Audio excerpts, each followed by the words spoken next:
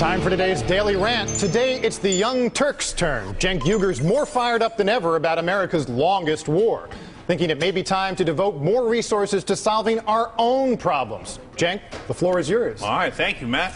Well, let me give you a quick preview of what I'm about to say. We got to get the hell out of Afghanistan. But let me tell you why I'm bringing it up today. We have now new interesting WikiLeaks revelations about what Hamid Karzai, the leader of Afghanistan, actually thinks in cables back home. Our ambassador, Carl Eikenberry, apparently talked about what Karzai thought. Here's the quote. Karzai then returned to a familiar theme, his wish for Afghan-U.S. relations to recover the spirit of 2002 and 04, a period Karzai sees as a golden age in the relationship. Oh, the good old days of George W. Bush and not paying any attention to Afghanistan. Of course, we'd spent a lot less resources back then. And by the way, we let Osama bin Laden escape, which was supposed to be the point in the first place. But apparently for Karzai, that was the golden years. He goes on to talk about how the Americans were greeted. Here's another part of the cables. Quote, he would like for U.S. forces to again to be able to drive their Humvees through villages, greeted warmly by villagers who would shout, "Good morning, Sergeant Thompson." Well, here's part of the problem. They've already forgotten who Sergeant Thompson is and why he's there.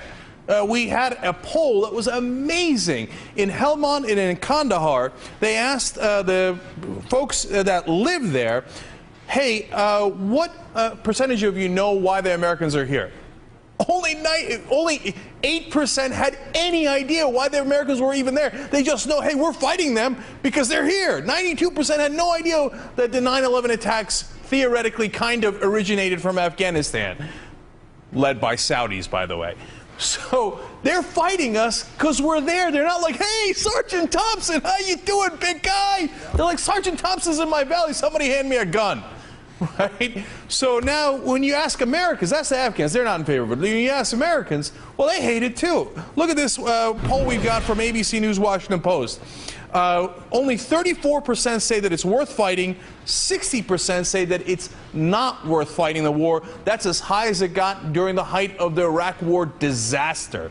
So how much more evidence do we need? Look, let me ask you guys, if I did this poll, well, where would you rather spend resources? Which country would you rather invest in? Afghanistan or America? My guess is that poll is going to come out, what, 89%, 98%, 128% in favor of America? What are we winning in Afghanistan? Not a damn thing. We gotta go. We gotta go. Now we're going to wait till at least 2014. Who's in favor of this?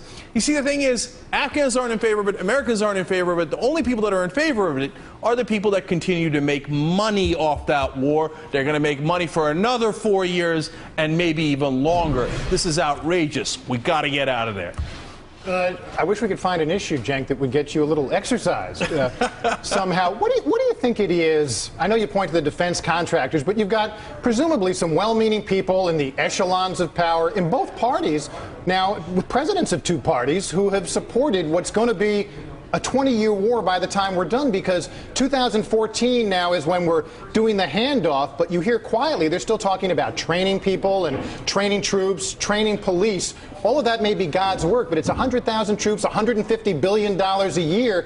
How does it happen that a great power ends up 20 years like this? We're like Russia or Genghis Khan, right? We're getting stuck there does every great power have to get stuck in Afghanistan? It's like a rite of passage? Well, there's a tiny percentage of it is that hubris that all the great empires have. I get that, right? And a lot of it is politics. But why is there the politics? Why do the Republicans say we can never, ever leave any war? Why do the Democrats get scared of that and say, all right, oh my God, I'm going to stay, otherwise I'm going to seem as weak? So those are the consequences. But the original cause is always the money. Look, we're spending $2 billion a week in Afghanistan. Imagine what we could do in America if we spent $2 billion here. The people who are getting that money is the defense contractors. So they create a political environment in which it becomes untenable and unreasonable to ever leave a war. So it's funny because I wonder sometimes if you're a policymaker who grew up in Canada instead of, not to say Canada's Nirvana, but you grew up in Canada instead of the United States. Do you not grow up with this kind of imperial hubris that says, when I achieve a high level, I will try and move the global chess pieces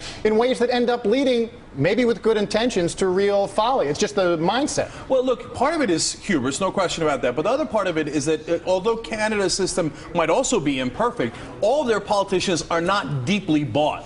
Our politicians run their campaigns based on money that they get from lobbyists. That affects everything, including the decision to go and to stay in war. And yet I do think you got to empathize. There must be some folks, even some soldiers on the ground, who believe somehow they may be wrong-headed, but it seems too much to say it's all money. That seems a little too No, they convince unicausal, you know? No, but wait a minute. They convince You're a financial determinist. Right. No, look, they could tell the guys on the ground, oh, freedom and stuff, and what we're going to win. What are we going to win? What are we winning? Nobody even knows. Nobody can answer that question, right?